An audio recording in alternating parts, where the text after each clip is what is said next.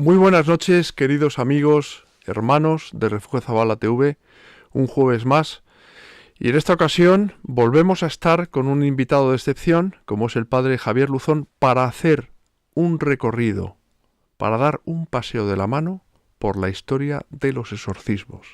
Muy buenas noches, padre Luzón. Muy buenas noches, José María. Usted tiene la palabra. Bueno, pues si quieren nos encomendamos al Espíritu Santo. Ahí estamos. Ven, Espíritu Santo, llena nuestros corazones y enciende en ellos el fuego de tu amor. Envíanos, Señor, tu Espíritu y seremos recreados y renovarás la faz de la tierra. Amén. Oh Dios, que has iluminado los corazones de tus fieles con la luz del Espíritu Santo, concédenos que con la fuerza de este mismo Espíritu saboreemos las cosas rectas y gocemos de sus consuelos. Por Jesucristo nuestro Señor. Amén. Le pedimos a San Miguel que proteja esta transmisión de interferencias de satanistas, a San Gabriel que se ocupe del aspecto técnico y a San Benito, que es el patrono de los exorcistas, pues que nos acompañe en todo este programa. Ahí es nada. A por ello. Muy bien, pues sí me parece que es conveniente saber cómo la Iglesia ha ejercido este encargo de Jesucristo. Se ha ejercido en la Iglesia en distintos momentos, porque ha habido momentos de abandono, de cierto abandono, porque ha habido otros momentos de mayor auge, etc.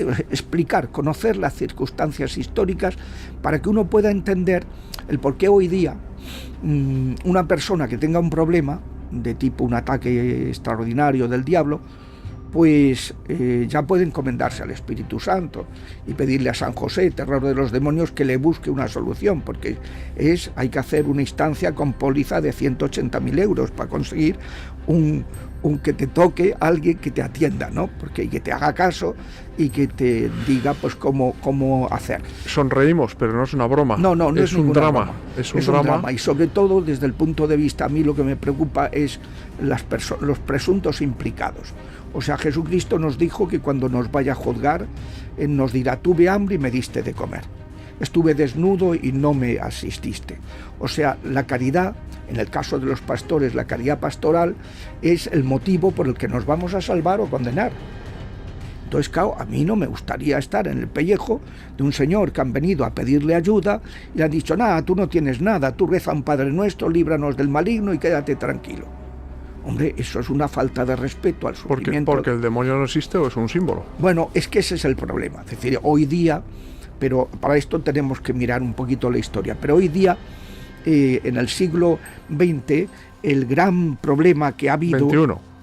siglo XXI, el gran problema... pero que en el siglo XX fue cuando el racionalismo y el psicologicismo hicieron su implantación en la cultura de Occidente, que había sido cristiano, una cultura cristiana. Pues se implantaron tanto la teología judeo-talmúdica como la teología protestante, como parte de la teología católica, pues negaron la existencia del Espíritu. Y por tanto negaron la existencia de lo sobrenatural, de los milagros, y negaron la existencia de los ángeles. Esto que decimos en el creo en un solo Dios, que aquí el que manda es Dios, la familia divina, y creador de cielos, de los ángeles y tierra, de los seres corpóreos, entre los que estamos nosotros, también somos seres espirituales, pues eso desaparece, porque ya no se cree en los ángeles. Entonces, claro, si no hay demonio, si no existe el demonio, si es una entidad inexistente, hay que suprimir el ministerio exorcístico porque obsesiona a la gente con entidades inexistentes. Claro, eso que me lo cuenten a mí, que son inexistentes, que me lo cuenten a los miles de pacientes que he atendido, que estaban súper vejados, súper fastidiados, súper hechos polvo, y que a lo mejor pues habían pasado en ocasiones pues por situaciones en que les han dicho: tú no tienes nada, eso no existe, tú vete al psiquiatra o tú búscate una asistencia psicológica. Pero esto tiene una explicación, y es que se negó la existencia, y lo que se ha enseñado en muchos seminarios ha sido que no existe el diablo. Y por tanto, pues este ministerio, ¿qué sentido tiene? Entonces, como hay el Código de Derecho Canónico y el Catecismo dicen que hay obligación en las diócesis de atender que exista un exorcista, pues bueno, pues se tiene como para cumplir un expediente, pero no se pone interés, no se forma a la gente, no se forma a los exorcistas. Cada un exorcista no formado es un exorcista que se le pone en un peligro tremendo. Yo tengo ¿no? entendido, padre, corríjame si me equivoco, que nuestro Señor Jesucristo es el primer exorcista de la historia, ¿no? Ahí están los evangelios, ¿no? Así es. Expulsaba demonios y se distingue muy bien entre los espíritus impuros y los enfermos, ¿no? Sí, totalmente. Bien, entonces, ¿qué hay que objetar a esto? Bueno, pues lo que hay que objetar es que se dice que eso es literatura, dicen los racionalistas. Eso es literatura. Es literatura porque es la palabra de Dios, sí, es claro, literario. No, por supuesto, sí, también es literatura, también es literatura, pero no solo es literatura, no es un relato literario de ficción, que es lo que dicen ellos. Por eso Benedicto, que era muy atinado en sus juicios, sus dictámenes, decía, estos son teólogos ficción. Los que llaman que es una ficción la existencia del Espíritu, la existencia de la encarnación, que Cristo sea Dios, son ficción. Se lo han inventado, no lo apoyan en nada científico. Y esto es muy grave que lo diga. Eso lo decía Benedicto XVI. Sí, que un teólogo como Benedicto XVI los llamara de teólogos ficción. O sea, que eran unos chapuceros desde el punto de vista intelectual. O sea, no ya que sea gente que no tenga fe, sino chapuceros. Teólogos ficción lo llama. Es decir, esto es una chapuza, es lo que decía Benedicto, con toda razón, porque si desde algo se caracterizaba, era de ser un tío súper riguroso. Entonces, pues un teólogo súper riguroso. Pues vamos a hacer un repaso, si le parece bien, padre, por los exorcismos a lo largo de la historia, para llegar a la actualidad. Sí, pues vamos a ver. Lo primero que hay que tener en cuenta es que Jesucristo, como digo en el libro del Quo Vadis Ecclesia, Quo Vadis Ecclesia, cuando hablo de la un nueva... libro que se puede adquirir en Amazon, Casa del Libro, Amazon, librerías... Exacto. Bien. Es decir, fuera de España, estamos viendo en América, la por portada ejemplo, sobreimpresionada en pantalla ahora. En América, por ejemplo, pues si uno tiene en algún país, Amazon no está presente, puede pedirlo al exportador directamente. Exportadores info@gruponaui, con H intercalada entre la A y la U, .com. gruponaui.com. Entonces, pues en este libro del Quo Vadis Ecclesia, ahí se va a explicar cómo Jesucristo hizo fundamentalmente dos cosas. Y si queremos hacer una nueva evangelización, tiene que ser evangélica. Pues si no es evangélica, no sirve de nada. Cristo hacía dos cosas. Una, anunciar el reino, que es el perdón de los pecados, y dos, mostrar que eso era verdad, acreditarlo, verificarlo, haciendo signos visibles de que esa acción invisible, pues el perdón de los pecados no se ve, esa acción invisible era cierta. ¿Y cómo lo hacía? Pues curando las consecuencias, sanando las consecuencias ordinarias, la enfermedad, y extraordinarias, los exorcismos, las cosas especiales del pecado, las consecuencias ordinarias y extraordinarias.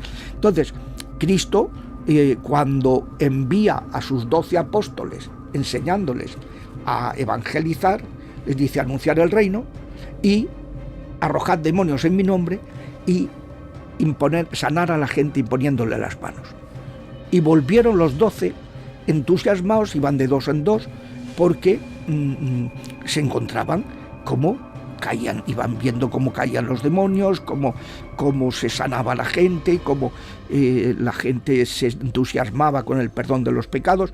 O sea, luego hace una segunda misión apostólica, ya no envía solo a los 12, sino además 72, envía 60 más, a los 12 y 60 más, los discípulos, como por así decirlo, presbíteros. Estaban los obispos, los 12 apóstoles y presbíteros. Y van los 60 a las ciudades y poblaciones donde iba a ir luego Jesucristo a evangelizar. Y entonces lo mismo, les dijo lo mismo. Y esa era la misión que hizo Jesucristo. Eso es lo que hacían los apóstoles. Y cuando sube a los cielos, les dice que hagan eso. Y de hacer discípulos, bautizándolos, enseñándoles a guardar lo que eso, y los que crean arrojarán demonios en mi nombre, impondrán manos y sanarán los enfermos, como verificación de que eso que estás anunciando es cierto. Entonces, si dice eso, ¿qué problema hay en decir otra cosa? Bueno, pues el problema es un simple pequeño detalle, tener fe o no tener fe. Sí, bueno, pero es que lo está diciendo Jesús, ¿no? Está claro, pero tú si no tienes fe en Jesús, porque piensas que Jesús es un hombre estupendo, muy sugerente, pero no es Dios. Esa es la predicación. Pero hay teólogos que no creen en Jesucristo, entonces. Sí, claro. Ya. Entonces, ese es el problema de la teología del siglo XX. El racionalismo, que dicen que la razón, lo psíquico, la mente, es la única instancia de la persona. No existe una instancia espiritual. Entonces todo se somete Luego a Dios no es Dios, es un hombre, simplemente. No, Dios puede ser que exista, pero no podemos comunicarnos con él. Acaban en el agnosticismo. Entonces, pues, ¿qué es lo que se dice? Pues que la última instancia es lo racional, es lo psicológico. Eso explica, por ejemplo, proceso de nulidad. ¿Quién tiene la última palabra en muchas diócesis? El perito psicólogo. En lugar de ser el juez eclesiástico, que tienen que dictaminar si le parece que es nulo o no es nulo, pues lo que diga el perito psicólogo. Eso explica que en muchos ministerios exorcísticos, aquí quien decide si una persona hay que hacerle un exorcismo o no, no es el exorcista, sino es un psiquiatra o un psicólogo, un perito psicólogo. ¿Y qué explicación tiene eso? Es decir, es que ¿cómo se ha podido llegar a eso? Pues muy sencillo, porque es la mentalidad racionalista del siglo XX, psicologicista del siglo XX. Lo máximo es la psique y no existe el espíritu. Eso se ha metido, por supuesto, en las corrientes psicológicas del siglo XX que niegan la existencia del espíritu, se ríen de lo espiritual, ¿no? Hasta que luego comprueban que lo espiritual tiene mucha enjundia, ¿no? Como me dicen a mí en mi hospital, muchos enfermeros, enfermeras, auxiliares, celadores. Dice, hombre, padre, es que claro, usted está manejando un tema que luego influye mucho en el paciente, porque un paciente que tenga esperanza, que tenga cosa, sea creyente, que tenga tal, como se le eche una mano en ese sentido, eso va a tirar de la enfermedad y va a hacer que se recupere mucho antes, o va a hacer que estando a punto de morirse no se muera, o va a hacer muchas cosas, o que no queriendo aceptar su muerte, acepte su muerte. Con mis pacientes que no hay manera de que se mueran. Les rezas y se mueren al día siguiente. A estos teólogos que hablaba Benedicto XVI, teólogos de ficción, habría a lo mejor que llevarles algún exorcismo para que lo presenciasen, sí, de los muchos que usted ha hecho, pero ¿no? No se atreven. Ya. No se atrevería. Porque el que presencie un exorcismo le puedo asegurar... Porque se acabaría el racionalismo, a lo mejor. No, claro, es que todo su planteamiento de funcionamiento mental se les viene abajo, como les muestres. Claro. Como les muestres. Les aguas la fiesta. Les aguas la fiesta, claro. Efectivamente. Entonces, yo soy en ejercicio de ministerio, muchos sacerdotes que venían diciendo estas ideas, decían, mira, perdona, si tú tienes lo que tienes que tener, te vienes confesado, eso sí, y lo ves. Es muy importante eso, ¿no? Porque hay efectos colaterales. Claro, ¿no? hay efectos colaterales para que no te ataque. Te vienes y luego ya tú juzgas y tú dictaminas. Y claro, algunos sí vinieron, pero otros muchos no se atrevieron. Y cuando ya no volvieron a sacar el tema en las reuniones, pues sabían, dice, perdona, tú eres un cobarde, tú no has querido venir, has tenido la oportunidad, no te ha dado la gana. Pues entonces no vengas aquí hablando de que eso es una obsesión mental. ¿Qué requisitos tiene que tener un buen exorcista? Bueno, hombre, un buen exorcista lo dice el Código del Canónico, lo dice el ritual. Dice, debe ser una persona piadosa, una persona madura, o sea, equilibrada. Dice madura, una madurez afectiva, que esté centrado. Porque claro, si no está centrado, el diablo le va a dar por todos lados, ¿no? Es un ministerio muy duro y requiere pues una firmeza de carácter, una fortaleza, etcétera, ¿no? O sea, por una parte, en el plano espiritual, la piedad. Por otra parte, en el plano psicoafectivo o afectivo psicoespiritual, un asentamiento, una persona asentada en su vocación, como ser humano, ¿no? Luego, otro tema que dice, una persona docta, que tenga una formación, para que pueda discernir y no le cuelen goles. Pues los demonios son los padres de la mentira, mienten más que hablan. Entonces, como tú no tengas muy claras las ideas y no sepas que eso no lo pueden hacer o que eso es mentira, pues te pueden inducir a engaño, ¿no? Y por eso el Papa insiste mucho en que no hablemos con ellos, que no los escuchemos, porque nos van a engañar, ¿no? Pero sí es importante que una persona esté formada. Pero hay veces que el demonio, aun siendo el padre de la mentira, dice la verdad. A veces dice la verdad para conseguir una mentira. Por ejemplo, llega Jesucristo, está predicando, y aparece un poseso y empieza a decir: tú eres el Mesías. ¿Por qué le interesaba al diablo decir que Cristo era el Mesías? Porque la idea que tenían muchos del Mesías de Yahvé era una idea política, el que los iba a liberar de la opresión de Roma. Y Cristo le dijo: yo no he venido a eso, voy a liberar de algo mucho más profundo. Entonces, diciendo una verdad, conseguía una gran mentira. ¿Y qué hacía Jesucristo? Táchite, los mandaba callar, porque estaban provocando que lo convirtieran en un Mesías temporal. O sea, el diablo es un maestro de los diablos, no es uno el diablo, son muchos, ¿no? Miriadas. Son maestros de la restricción mental, decir una cosa que es verdad, pero que admite una interpretación equivocada y que puede entenderlo el exorcista o los presentes lo pueden entender de manera equivocada. Entonces, claro, hay que tener formación. El exorcista debe ser una persona docta, y luego tiene que aprender el oficio con alguien experimentado, porque esto es como cualquier otra profesión. Tú no te puedes quedar en la teoría. Hay que aprender la gramática parda. El modo, dice el ritual, en el último de los números de los prenotanda, dice: hay que aprender de alguien experimentado el modo de manejar las situaciones, cómo hablar, cómo juzgar, cómo actuar. O sea, si a ti nadie te explica que tú no tienes que ponerte nervioso y que los que están nerviosos son ellos, ante el poder del sacerdote, pues puedes pasar, puede darte una colitis allí y pasarlo fatal, ¿no? Entonces tienes que aprender el oficio y comprobar con alguien experimentado que el demonio tiene que obedecer el mandato del sacerdote, siempre que el mandato sea adecuado. Salvo un caso, que hay un único caso en que no obedecen, pero eso es porque se lo dice la Virgen, que no se vayan. Hay veces que tú les mandas que se vayan y te dicen: no podemos. Cuando dice: ¿cómo? ¿Que no podéis iros? Que no es que no quieran, como te dicen a veces: no quiero, no me voy a ir, eso es que está yéndose ya, pero te está tentando tu fe a ver si te lo crees o no. Entonces no podemos, ¿no? Y cuando dice no podemos, yo al principio me desconcerté hasta que aprendí que esto era. ¿Y por qué? Y porque ella no nos deja. Y es porque hay situaciones que el Señor sabe que si se sigue rezando se van a convertir los presuntos implicados. Es decir, ese familiar que le echó una maldición a su familiar y que está a punto de convertirse, es aplicable. Dios lo que busca es la salvación de la gente.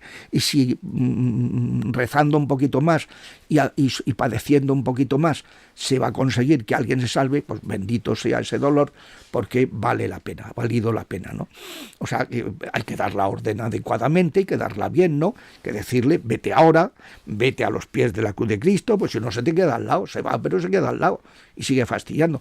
Y vete sin interactuar con otros espíritus inmundos, porque él puede decir: yo me voy, pero le dice a otro: tómame el relevo.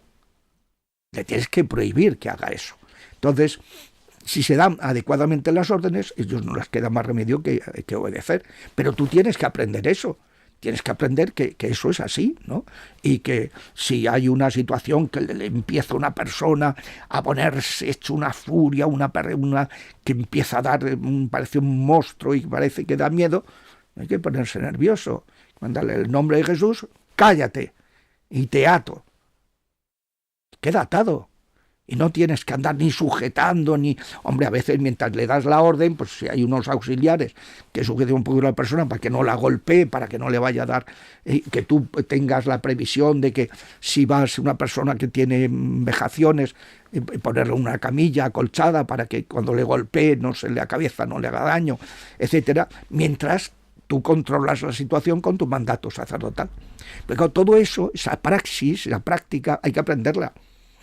Porque a veces te encuentras pues, con situaciones que si no tienes experiencia no sabes cómo manejarlas, o acaban de irse los demonios y ves que la persona no sale del trance y empiezan a aparecer otras entidades que no son demonios, que son entidades totalmente mansas y tal, pero que están pasando lo fatal y son almas del purgatorio que todavía no han aceptado su muerte y que están buscando contactar con el mundo de los vivos, lo que se llaman almas errantes, lo que el ritual de exorcismo, estos que niegan eso, el ritual de exorcismo de 1614, dice: te exorcizo todo demonio y todo fantasma.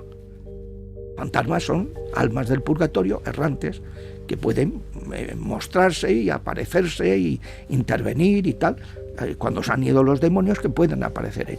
Todo eso hay que aprenderlo. Pero yo digo que la Iglesia inicialmente pues lo que hace es eso, o sea, Cristo es lo que hacía, enseña a sus apóstoles, cuando sube a los cielos les da ese mandato de que sigan haciéndolo, y es lo que hicieron. Leemos los Hechos de los Apóstoles, que es el último testimonio bíblico que tenemos de estas cosas, ¿no? De qué hacían los apóstoles. Bueno, luego también en las cartas de San Pablo aparecen acontecimientos de ese tipo, pero pues vemos en los Hechos qué es lo que hacían los primeros cristianos, y no solo los sacerdotes, sino también los diáconos. Felipe, el diácono, no Felipe apóstol, sino Felipe diácono, cuando matan a Esteban, pues se tuvieron que dispersar los cristianos, salvo los 12. Los 12 no, porque eran intouchables. Traduzco, porque veo que antes, en otro momento hemos hablado de que el francés no es el fuerte. No es el fuerte. El mío por lo menos. Intocables. Los habían metido en la cárcel muchas veces y habían salido y estaban asustados, ya no se atrevían a tocarlos. Pero salvo los apóstoles, al resto de los cristianos fueron a por ellos. Se dispersaron y Felipe, que era de Cesarea de Filipo, fue por toda la comarca, que tenía 4 hijas vírgenes consagradas, pues fue por toda la comarca anunciando el reino, el perdón de los pecados. Y si la gente venía a escucharlo, dice Hechos de los Apóstoles, con muchísimo interés, porque curaba a todos los tullidos y paralíticos que le llevaban y expulsaba a todos los demonios de la gente que le acercaban. Entonces era el método normal.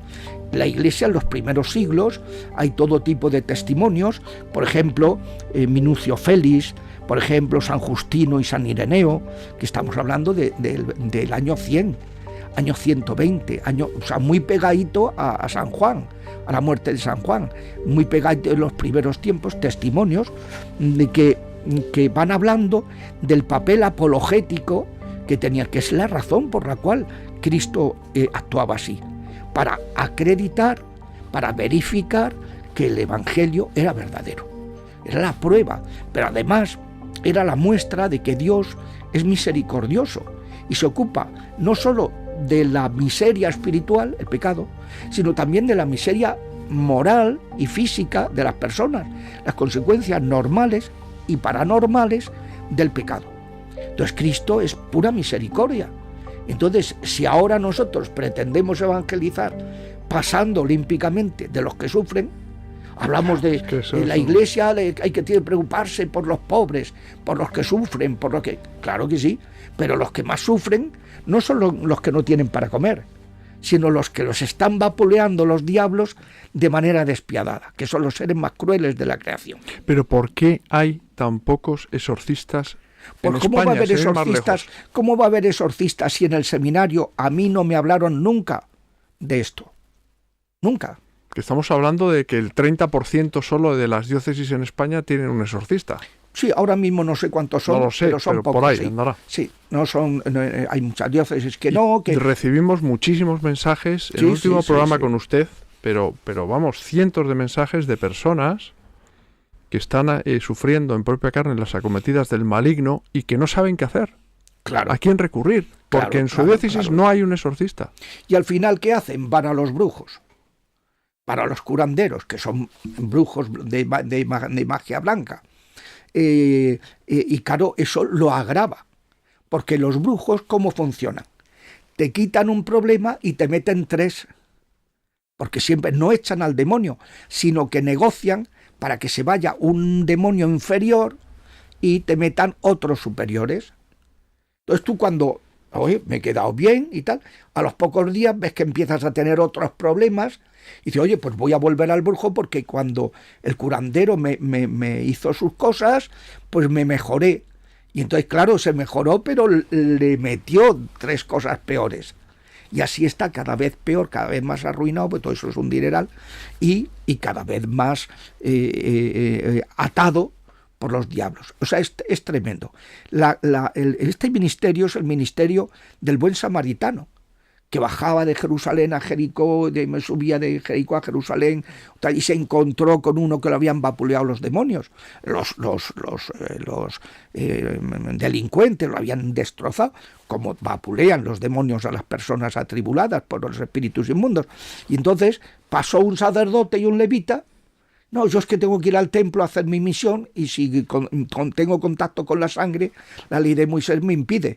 Entonces me voy a quedar sin el turno que me toca y claro, si no me quedo sin el turno, me quedo sin el emolumento correspondiente. Entonces pasaron de largo el sacerdote. Llegó un levita, otro que es un ministro inferior, como un diácono diríamos ahora mismo, y también pasó de largo para no quedarse contaminado. Y pasó un samaritano que no era del pueblo de Dios y sin embargo lo atendió, se bajó de la esta, se arriesgó a que hubiera más por allí otros delincuentes, otros que le hicieran fechorías y lo tomó en su camilla, primero le curó, lo vendó, lo llevó a una posada, dejó un dinero en prenda para que mientras él volvía de hacer unas gestiones y pagaría lo que hiciera falta y tal y cual. Dice, ¿quién de ellos vivió la caridad? Dice, el samaritano, el que fue próximo, el que fue... Pues este es el ministerio del buen samaritano, de gente que está sufriendo y que no las puedes dejar sin atender. No, como no tiene posesión, como no se ve la niña del exorcista, sí, oiga, no tiene posesión, pero llevas con un maleficio que le impide encontrar trabajo, inexplicablemente, pues tiene una experiencia, un currículum estupendo, pero desde tal fecha en que le hicieron ese hechizo, es un fracaso constante. Entonces, oiga, mire usted, es que eso es muy grave, eso le está destruyendo la vida a una persona. La puede poner en situación de querer quitarse la vida, de querer, yo qué sé, de cosas muy graves, ¿no? Entonces no puedes dejar desasistido. Pero entonces acaba en un psiquiatra. Acaba en un psiquiatra, o acaba acaban yendo a un psiquiatra, o acaban yendo a un brujo, a un curandero, un brujo, un quiromante, un tal, o sea, a personas que están en la magia, que eso fue otro de los problemas que tuvimos en el siglo XX. Problemas que fue Conrado Balducci, que publicó un libro que se llama Los endemoniados hoy, en que cometía gravísimos errores. Primero, era un señor que nunca había hecho un exorcismo. Un sacerdote que nunca había hecho un exorcismo. Entonces, se ponía a pontificar sobre los endemoniados sin haber hecho un exorcismo. Oiga usted, hace falta ser un poquito serio. Pues paro, de estos temas no se puede hablar de oídas o hablar de despacho. Como me acuerdo en una charla que le dieron a unos exorcistas sobre la liturgia del exorcismo y le preguntaron al que estaba dando la charla, ¿tú has estado en algún exorcismo? Y dice, yo no, eso me da mucho miedo. Dice, oye, entonces, ¿qué charla estás dando? Todo eso es teoría, está muy bien la teoría, pero hace falta un poquito de por favor, ¿no? Entonces, luego, pues, empezó a hablar de que la importancia de la parapsicología. La parapsicología no es ninguna ciencia, la parapsicología es unas fuerzas aparentemente paranormales, pero que no funcionan, pero si tú empiezas a mover objetos a distancia, es a través del demonio, porque el cuerpo humano no tiene ese poder. Es un cuerpo que es un espíritu encarnado y todo lo actúa a través del cuerpo y donde no llega tu cuerpo no puedes actuar, ¿no? Entonces, bueno, pues hizo un daño enorme porque confundió mucho a muchos de los que estaban en este ministerio y los confundió muy notablemente al decir que eso era una ciencia. Y también otro de los grandes errores de Conrado Balducci fue el decir que había que si una persona le habían echado un hechizo, una maldición, lo que tenía que hacer era a un brujo, un mago blanco, a un brujo blanco, un brujo bueno, para que le quitara... ¿Hay brujos buenos? No, que va a haber brujos buenos, ya. Pero hay brujos que se encargan de hacer daño a otros y otros que se encargan de quitarte daños que te han hecho, pero metiéndote otros daños peores. Como me decía a mí una chica... ¿Esto lo decía un sacerdote? Sí, Conrado Balducci, en su libro Los endemoniados. Que vaya a que le hagan una magia blanca, que le hagan una limpia, para que esto, claro. Entonces, es que esto ha confundido, y ha habido sacerdotes que han estado en cosas de estas, de parapsicología, Entonces, bueno, pues la confusión en el siglo XX ha sido monumental. ¿De dónde ha venido esa confusión? Ha venido de que durante un tiempo, como consecuencia de los excesos que se cometieron en el combate contra la brujería, pues en los tiempos del siglo XVI y XVII, en los tiempos de la Inquisición, que la Inquisición, por ejemplo, protestante, pues mató muchísima gente, la católica menos, pero no, es que no debía haber permitido que la Iglesia, la Inquisición era un poder del Estado, pero quien le decía quién era hereje o quién no era hereje era la Iglesia, no tenía que haberse prestado. ¿Por qué el Estado tenía interés en eso? Porque quería la unidad estatal, porque todo lo que fue a división atentaba contra la paz social. Entonces había un poder, que era la Inquisición, que pedía a la Iglesia el dictamen. Entonces, pues eso, la caza de brujas, en lugar de exorcizarlas, ha habido, por ejemplo, en la historia de la Iglesia, una bruja que fue exorcizada, se convirtió y acabó siendo santa, canonizada. ¿Quién es? No voy a decir el nombre. Entonces, me interesaría saberlo. Sí, pero no, porque es que claro, es tema, difamar, ¿no? la pobre tal, pero que es una mujer que era bruja y que en lugar, y entonces con todo el tema de la Inquisición, en lugar de exorcizar a las personas que tenían problemas de estar empapadas de diabolería, pues ¿qué es lo que pasó? Pues que lo que hacían era matarlas en la hoguera.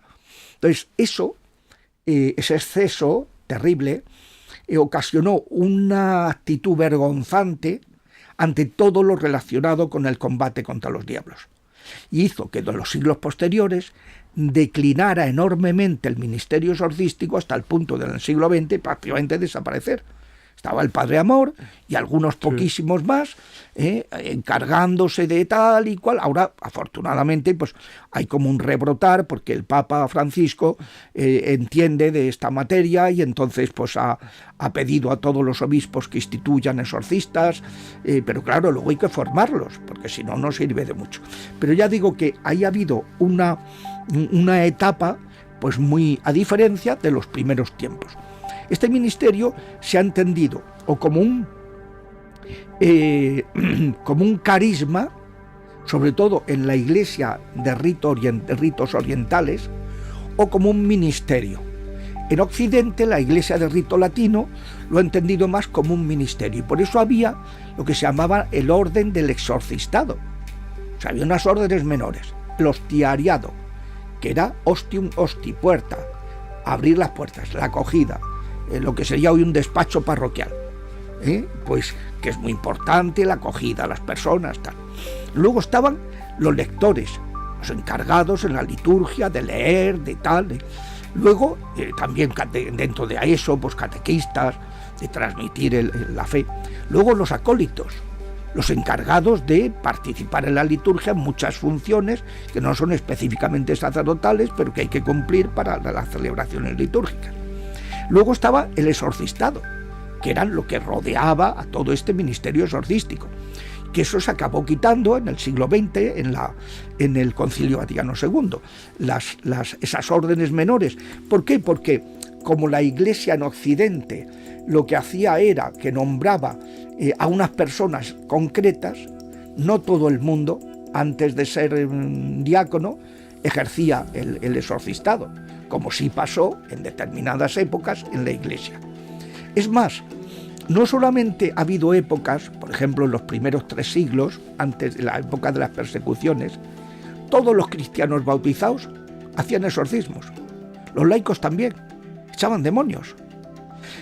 Luego la Iglesia empezó a regular después, y esto lo cuenta San Justino, San Ireneo de León, de cómo pues, la gente se quedaba patidifusa. Hay un niño, San Vito, que lo que exorcizó a la hija de un emperador, que luego el emperador lo mató a él, pero lo exorcizó y la liberó a la hija del emperador, ¿no? Entonces, pues siempre ha tenido la sanación y la liberación un valor apologético importantísimo. Entonces, Tertuliano habla de la eficacia de los exorcismos, que es del año 160-220. La influencia, por ejemplo, sobre la vida social. En la Iglesia ha habido épocas en las que se exorcizaba a la sociedad, como lo hizo, por ejemplo, León XIII, Pablo VI, Juan Pablo II o Pío XII, cuando exorcizó a Hitler a distancia, o todo el nazismo a distancia. San Vito, ya digo, que es este mártir que murió en el año 300 y que Diocleciano, pues el emperador, lo hizo matar, pero había liberado a su... Era un niño, era un niño. San Justino dice que estamos hablando, que muere en el año 168, nace en el año 100, dice que cualquier demonio emperado en nombre de Cristo es derrotado. Era la experiencia que tenían los primeros cristianos, ¿no? Era lo normal. Orígenes también va hablando de que no solamente los cristianos exorcizaban personas, sino también animales, cosas, lugares, objetos. O sea, ha estado dentro de la práctica normal de la Iglesia, que a veces uno se encuentra, hay una persona que va a un sacerdote, ¿me puede usted exorcizar estas medicinas? ¿Eso qué es? Si se ha hecho toda la vida de Dios en la Iglesia. Sí, porque ¿qué diferencia entre bendecir y exorcizar? Bendecir es pedir a Dios que ayude, y exorcizar es decir que además proteja, o sea, que esas medicinas no produzcan, no se sirva el diablo de ellas para dañar a nadie. Entonces, pues, pero hay un desconocimiento absoluto, enciclopédico. Hay un tema que acaba de tocar usted, padre, y es el exorcismo a distancia. Eso existe. Hombre, el Papa exorcizó a Hitler, ha dicho. Sí, los sacramentos requieren la presencia física. ¿Por qué?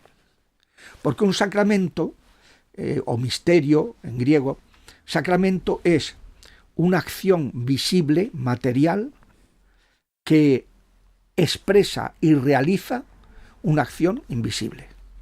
Yo lavo con agua, es lo que se ve, está expresando un lavado interior que va a producir en el alma de la persona que se bautiza. Lo expresa y lo realiza. Entonces, como es una acción material, física, que es un instrumento de una acción espiritual, no puedes hacerla, realizarla, si no está presente físicamente el sujeto que va a recibir el sacramento.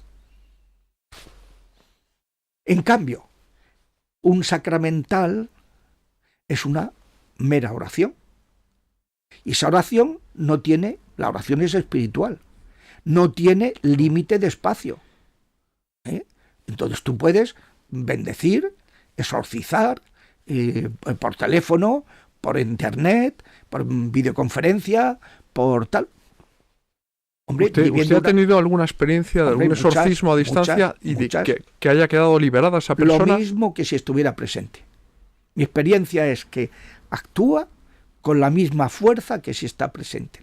La persona, hay veces que no se ha podido porque la persona ha tenido que viajar y que no sé qué. ¿Pero qué ha sido? ¿Por teléfono a lo mejor? Sí, por teléfono. ¿Con una fotografía de esa persona? Por Telegram, por videoconferencia de Telegram o audioconferencia. Cuando ya conocía a la persona no necesitaba ni siquiera el vídeo. Al principio sí, necesitas el vídeo para ver qué sucede y tal. Pero una fotografía. Pero cuando... No necesito fotografía, sino... A ver, lo que se trata, cuando tú vas a orar a distancia, se trata de saber qué está pasando en el otro lado. Entonces siempre conviene, cuando una persona tiene una posesión grave, que esté acompañada, claro. Porque si no le puede pegar una paliza el enemigo tremenda. Entonces, que esté acompañada para que la ayuden y todo eso. Pero y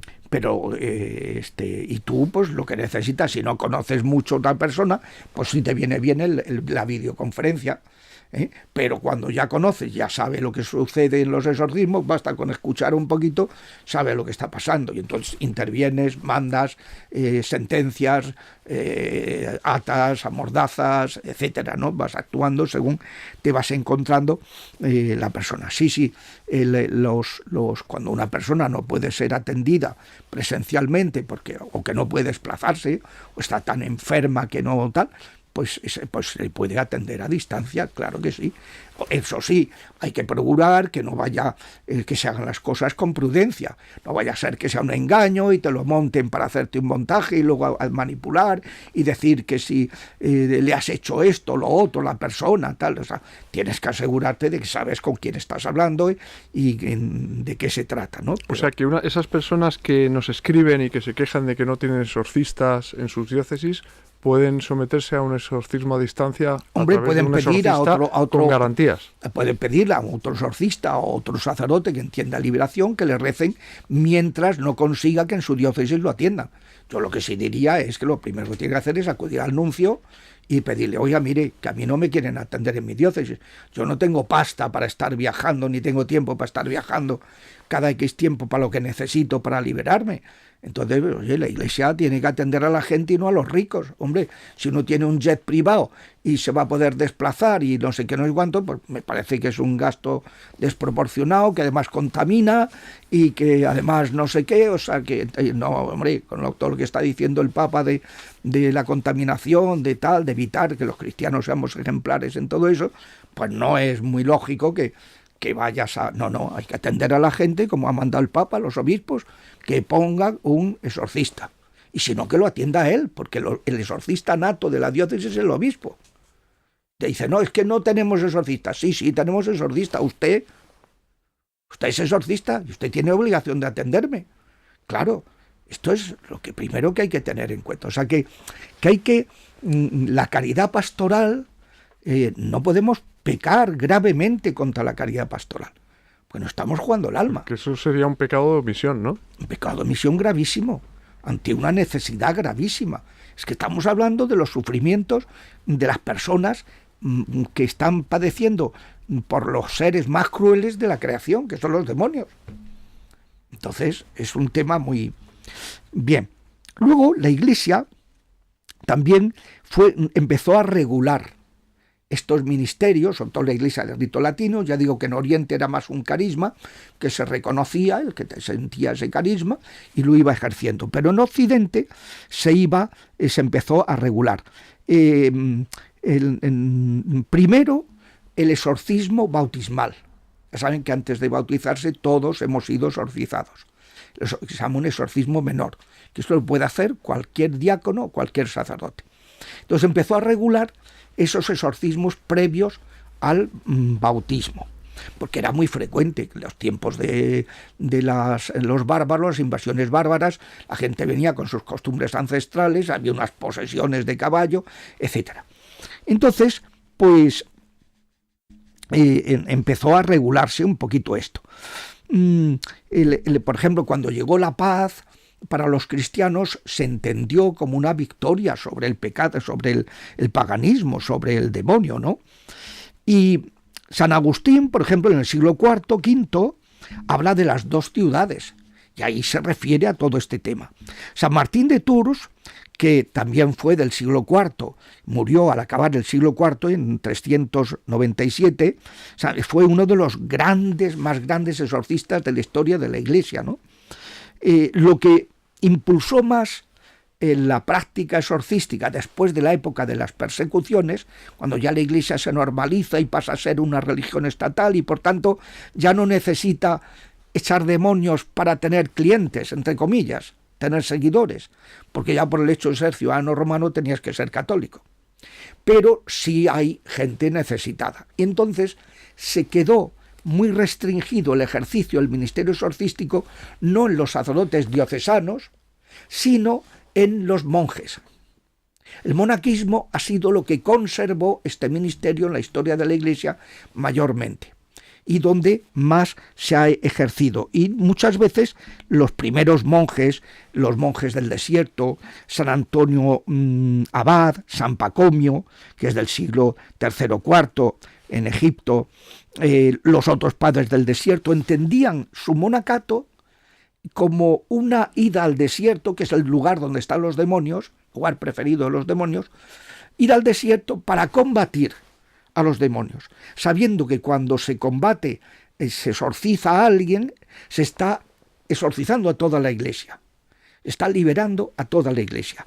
Y esto ha sido, esto pues lo hablan en muchos, por ejemplo, San Juan Clímaco, en el siglo VI, VII, pues van hablando en la Escala Santa, en su libro La Escala Santa, pues se habla precisamente de todo esto. San Antonio Abad, San Benito, ¿por qué San Benito es el padre de los exorcistas? San Benito es finales del siglo V, primeros del siglo VI, porque sus hijos, cuando fueron las invasiones bárbaras, fueron estos pueblos que se incorporaban al imperio, fueron siendo cristianizados. Entonces lo primero que se hacía era exorcizarlos de sus costumbres ancestrales y posesiones, historias con las que venían estos pueblos, ¿no? Entonces, por eso la medalla de San Benito, por eso él es el patrono de los exorcistas, la cruz de San Benito, ¿no? Por ejemplo, Marcelino y Pedro, en la persecución de Diocleciano, este Pedro, el que aparecen en el canon romano, pues era fue un mártir pues, y un exorcista muy notable. Era un hombre pues con un poder. También hay testimonios de falsos exorcistas que cobraban. Esto no se puede cobrar. Y por desgracia yo me he encontrado en algunos países donde hay sacerdotes que hacen liberación o exorcismo y que admiten o ponen un estipendio, o admiten regalo. Eso está prohibidísimo. Claro. Porque eso, claro, eso es ser como un brujo bueno. Claro, sí, como la voluntad. Como el que cobra por una confesión. Exacto, exacto. Que te pone eso es simonía. Claro, claro. Es un negocio simoníaco. El sínodo romano. Simoníaco y demoníaco. Y demoníaco, sí. Eso todo acaba en aco. El sínodo romano del Papa San Silvestre, que estamos hablando de mitad del siglo IV, habla ya de las órdenes menores, el exorcistado de las órdenes menores. Luego, que esto lo quitaría el Vaticano II. Esto es un gran repaso histórico, padre. Sí. Es inédito repaso. Sí, pero es que conviene tenerlo presente para saber cómo se ha hecho y cómo ha habido épocas en que los mismos laicos también, en virtud de su sacerdocio bautismal, ahora exorcizaban. Ahora la Iglesia prefiere que los laicos participen en este ministerio por medio de oraciones deprecativas, no diciéndole va de retro Satanás, vete Satanás, sino Señor, échalo. ¿Por qué? Porque para evitar que pase lo que se cuenta en el capítulo 19 de Hechos de los Apóstoles. Llega Pablo a Éfeso y empieza a hacer una labor impresionante. Éfeso era la capital de Asia Menor. Allí estuvo viviendo San Juan con la Virgen, en Éfeso, la Virgen María. Y entonces llega allí San Pablo y notaban, echaban muchísimos demonios y tal, que un pañuelito que hubiera estado en contacto con San Pablo se lo ponían a un enfermo y sanaba, o se lo ponían a un poseído y se liberaba. Y entonces los 7 hijos de un sumo sacerdote judío, Esteba, se llamaba Esteba, eran exorcistas, iban exorcizando, intentando exorcizar. Y entonces, viendo esa efectividad, le dijeron a un poseído: en el nombre de Jesús de Nazaret, a quien Pablo predica, salid de esta persona. Y dijeron los demonios: sabemos quién es Jesús, sabemos quién es Pablo, pero vosotros quiénes sois. Y entonces se lanzó sobre ellos, los apaleó a los 7 y los desnudó a los 7. En total terror a los cristianos, a todos los recién convertidos de Éfeso, que trajeron todos sus libros de brujerías de los que no se habían deshecho porque era un material muy caro, y lo hicieron una pila y la quemaron. Y dice Lucas, el valor de lo que quemaron eran 30.000 siclos. Un siclo era un jornal de un día. Calcula un jornal, por 30.000 y sale un pastón. Era un dineral lo que habían, pero era tal Entonces, para que no pase eso, que el demonio te dice, bueno, ¿tú quién eres para exorcizarme a mí?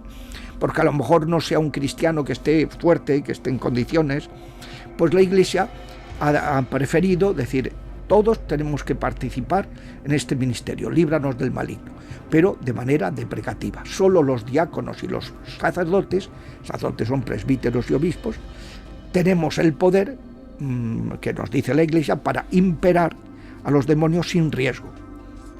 Un laico, pues ahora, en estos momentos, pero ya digo que ha habido épocas, por ejemplo, Santa Hildegarda de Bingen, era una exorcista, era una monja, abadesa, sabia, que tiene unas cosas de medicina, las propiedades terapéuticas de los minerales, las plantas, una cosa que le revelaba el Señor, a base de revelaciones privadas. Recomendaciones, bueno, además pues de alimentos y todo. Alimento y tal. Bueno, pues esta era una exorcista espectacular. Lo mismo, Santa Catalina de Siena. Cuando en el siglo XIV había un caso que los exorcistas no podían con él, se lo llevaban a la santa y les alcanzaba la liberación de momento. Y luego, pues, Santa Catalina, Santa Gema de Galgani.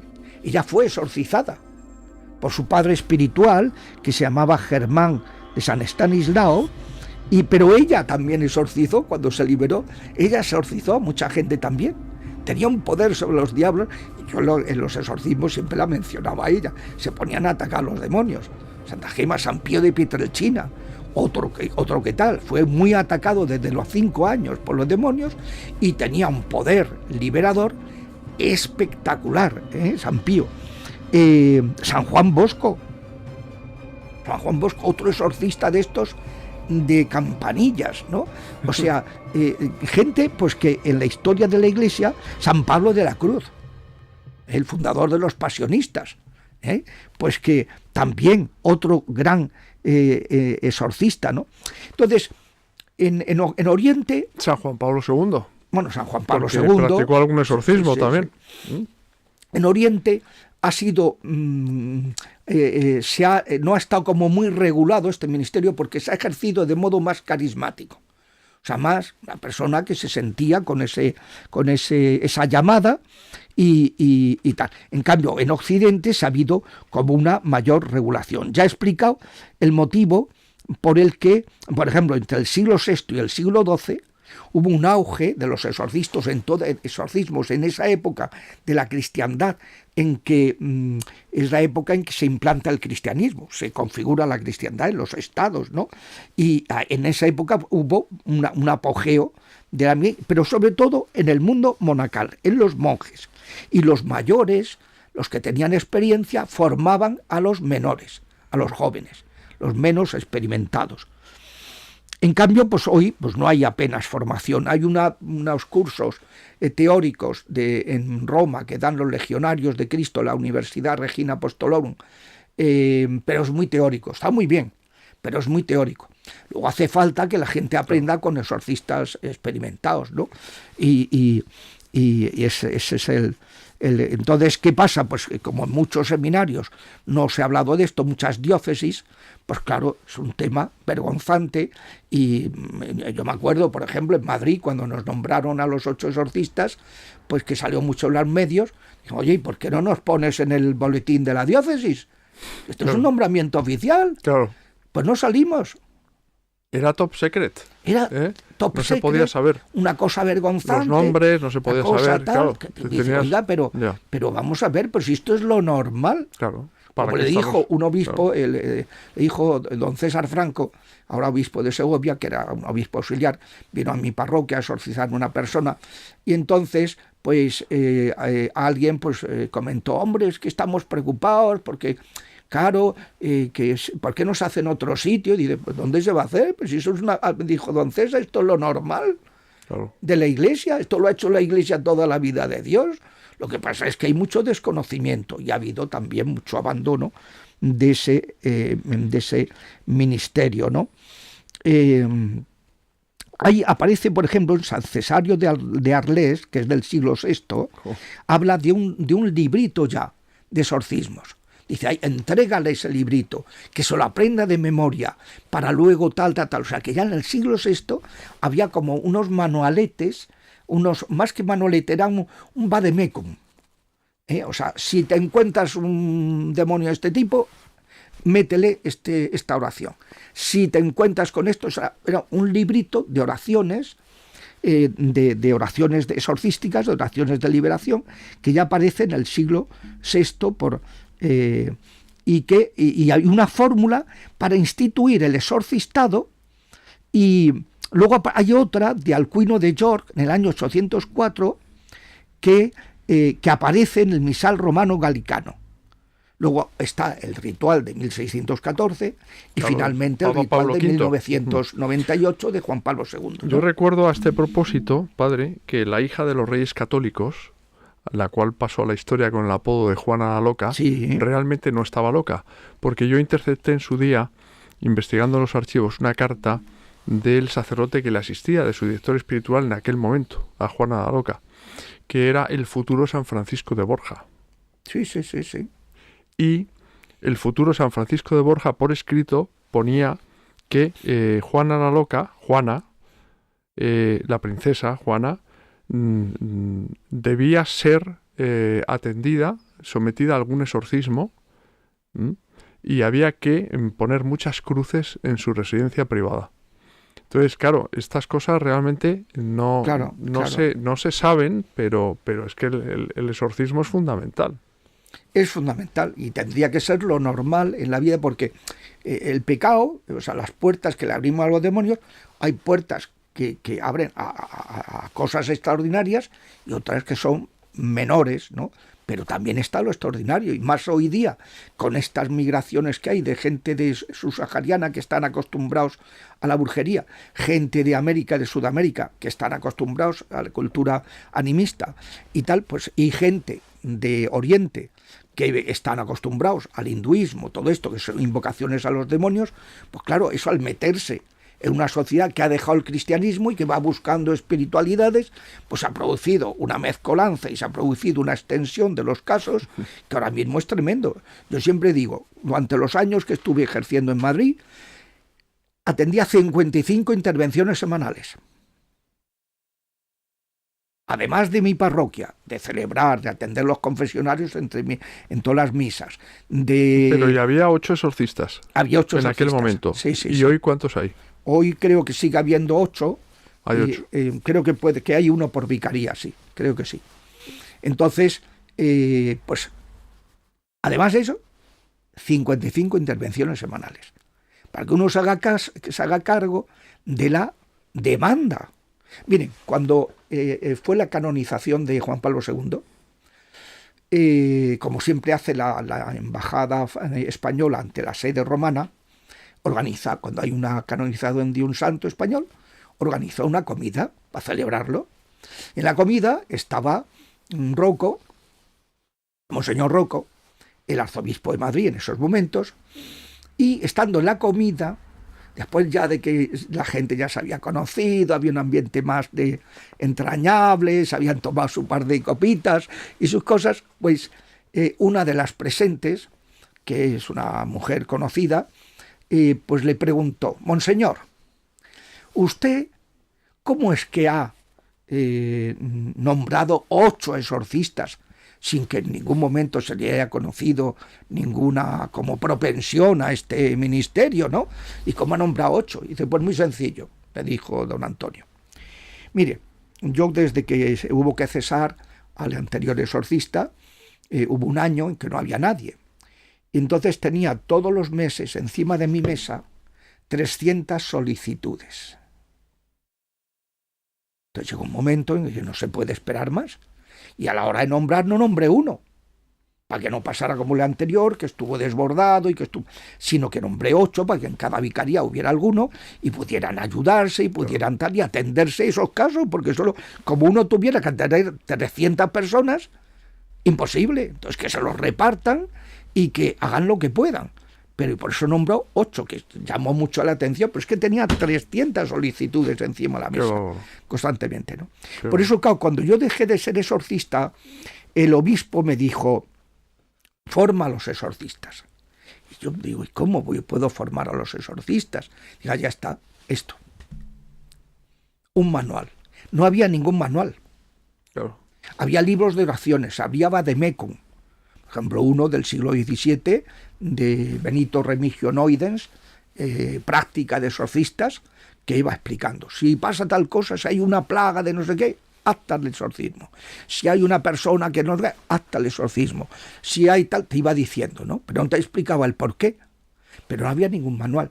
Entonces fue lo que me motivó, como tenía una formación teológica y filosófica previa, había estado estudiando a Santo Tomás de Aquino, que es el doctor angélico, durante 6 años, cuando yo era profesor de universidad, que no me había alcanzado la vocación al sacerdocio todavía, pues claro, eso me dio un bagaje, el conocer a Santo Tomás a fondo, y lo que hice de los ángeles y de las almas de difuntos, pues que claro, me permitió que cuando yo me empecé a encontrar, porque estaba en la diócesis de Córdoba, me pidió el obispo, don José Antonio Infante Florido, que me ocupara de esto, pues yo no tenía ninguna formación específica, pero sí tenía una formación teológica de Santo Tomás, que es el que mejor ha explicado estas cosas, maravillosa, que me fue permitiendo, pues a saber, no, esto no lo pueden hacer, esto están mintiendo, esto no sé qué, esto tal, no, esto dice Santo Tomás, que no sé qué, esto, entonces, o sea, me fue permitiendo pues tener un bagaje intelectual, filosófico, teológico, para luego ir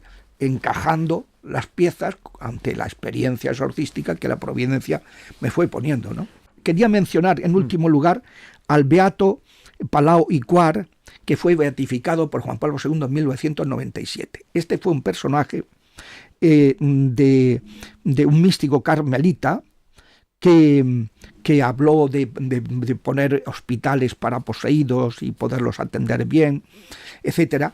Es un personaje que hizo muchísimo por restaurar, fue el que más ha hecho en la historia de la Iglesia en España, en el siglo XIX, por restaurar, recuperar este ministerio que estaba abandonado. Entonces, sí quería mencionarlo a el beato Palau, que es un tarraconense, pues ilustre. Muy interesante para hacer un programa sobre él. Sí, pues valdría la pena hacerlo porque es un personaje maravilloso y que contribuyó a que empezara a haber un interés y qué tal, y bueno, por eso la Iglesia lo beatificó en 1997, que es el año anterior a la publicación del ritual de exorcismos. Le emplazamos para hacer un programa sobre el beato en cuestión, bien. Porque yo creo que es muy interesante y muy ilustrativo para todos nuestros seguidores, familiares de Refugio Zabala. ¿Le parece a usted bien, padre? Pues sí. Hará un hueco en su dilatada agenda. Si me da la vida. Si le da la vida, nunca mejor dicho. Y si Dios quiere. Y si Dios quiere, por supuesto. Bueno, padre, muchísimas gracias de verdad por estar de nuevo aquí en el plató. Y ya sabe que no es la última vez, que volverá. Nosotros estamos encantados de tenerle con nosotros. Y a vosotros, amigos, queridos amigos, familiares de Refugio Zabala, deciros que os esperamos el jueves próximo a las 10:30 de la noche con otra historia apasionante y otro invitado de excepción. Que Dios os bendiga a todos.